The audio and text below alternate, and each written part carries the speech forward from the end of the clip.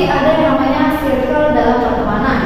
Apakah hal itu bisa mempengaruhi gangguan kesehatan mental pada remaja? Baik, jadi apabila kita bicara mengenai kesehatan mental, tentu faktornya tidak cuma satu, tetapi multifaktor.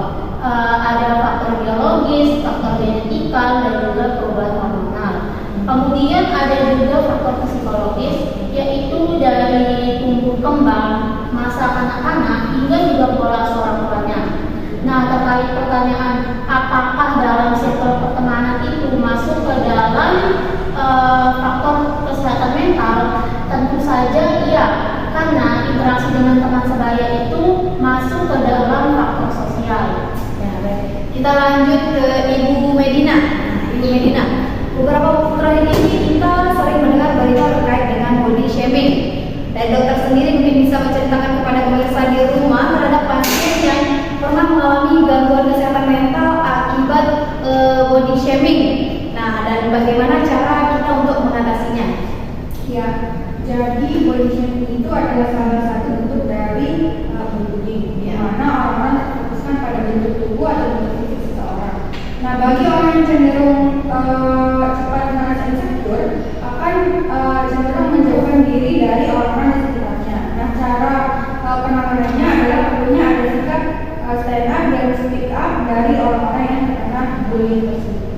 Ya, tadi dokter mengatakan bahwa beberapa faktor yang berpengaruh seperti sosial atau mungkin paling dekat orang tua yang sangat penting pengaruhnya dalam membangun perkembangan mental pada anak. Nah, bagaimana cara kita bisa membangun pemahaman kepada masyarakat lebih umum terkait dengan perkembangan mental pada remaja ini? Mungkin dari keluarga dulu ya, dari yang lebih dekat, bagaimana orang tua membesarkan anak remajanya dengan cara memberikan respon-respon positif terhadap apa yang dilakukan oleh anak tersebut. Nah, kalau untuk masyarakat secara umum, perlu adanya sosialisasi dengan tema-tema seperti bullying, bahwa kita tidak mentolerir sesuatu yang berkaitan dengan bullying tersebut karena dapat merusak mental pada remaja atau anak. Nah, baik, langsung saja nih Mbak Mawar, mahasiswa Universitas Mataram. Nah, Mbak Mawar, menurut Mbak Mawar apa saja nih yang dapat mengganggu kesehatan mental pada remaja saat ini? Oke, baik. Yang pertama itu pesimis. Nah, orang pesimis itu cenderung tidak mempunyai harapan baik dan mudah putus asa. Oleh karena itu, pesimis tidak hanya mempengaruhi cara kita memandang hidup, tetapi juga mengganggu kesehatan mental kita. Nah, yang kedua itu perfeksionis. Sikap perfeksionis itu membuat seseorang ingin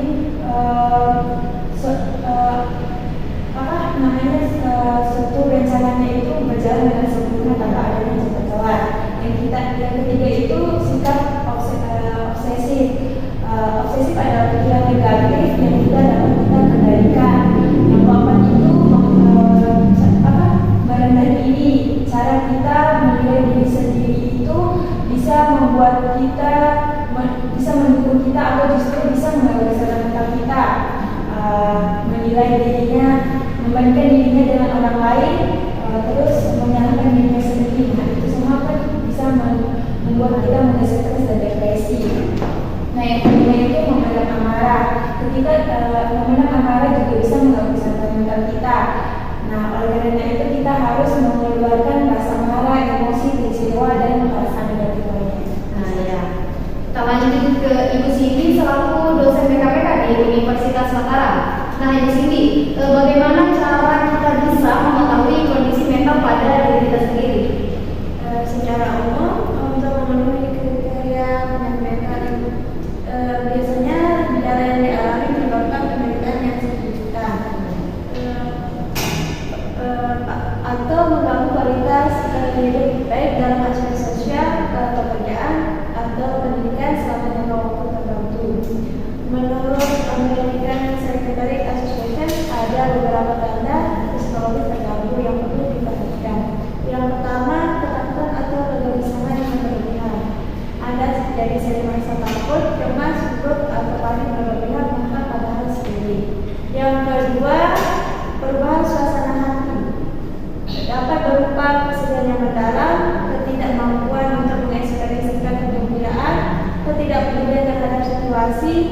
perasaan putus asa, tawa pada waktu yang tidak tepat tanpa alasan jelas, atau pikiran untuk bunuh diri. Yang ketiga, masalah dalam berpikir. Ketidakmampuan untuk berkonsentrasi atau masalah dengan ingatan, pikiran atau ungkapan yang sudah dijelaskan. Dan yang keempat, perubahan tidur atau nafsu makan. Kebiasaan tidur atau nafsu makan yang berubah secara drastis bisa lebih atau kurang dari biasanya. Biasanya juga disertai kenaikan atau penurunan berat badan secara cepat. Kita kembali lagi ke Mbak Mawar. Nah, Mbak Mawar, menurut Anda apakah gangguan kesehatan mental ini berpengaruh terhadap produktivitas kalian dalam menjalani kehidupan sehari-hari? Nah, menurut saya sendiri itu apa yang saya cukup berpengaruh, tetapi kan apa yang kita udah putuskan dan itu yang harus kita jalani. Nah, lanjut ke Dokter Gina. Nah, Ibu Dokter, apakah kesehatan mental ini bisa mempengaruhi kesehatan fisik seseorang? Baik, meskipun banyak yang mengira tubuh dan pikiran itu terpisah, sebenarnya kesehatan mental dan kesehatan fisik itu saling berkaitan. Kesehatan mental yang baik dapat mempengaruhi kesehatan fisik secara positif. Begitu juga sebaliknya, kesehatan mental yang buruk berdampak negatif bagi kesehatan fisik seseorang. Itu artinya keduanya saling berkaitan. Perasaan dan pikiran kita akan memicu pelepasan sistem endokrin yang mengatur pelepasan hormon dan mempengaruhi sistem kerja tubuh pada seseorang.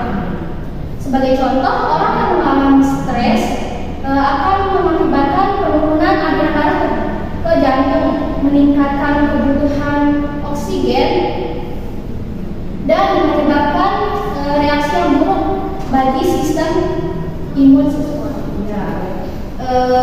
Jadi apa saja nih faktor kesehatan mental yang mempengaruhi timbulnya masalah kesehatan fisik seseorang? Beberapa faktornya itu seperti genetik, kurangnya dukungan untuk merubah hidup atau perilaku yang kurang sehat, dan tidak mendapat bantuan secara medis. Baik, langsung saja ke Ibu Devi. Nah, Ibu Devi, ada berbagai macam gangguan kesehatan mental seperti gangguan kecemasan, gangguan mood, dan gangguan psikotik dan lain-lain. Nah, menurut Ibu kesehatan mental yang baik untuk seseorang itu seperti apa, khususnya pada remaja saat ini? Baik, jadi menurut saya kesehatan mental yang baik itu merupakan kondisi di mana individu memiliki kesejahteraan yang tampak dalam dirinya, dan juga kondisi batin yang aman, tentram, dan juga damai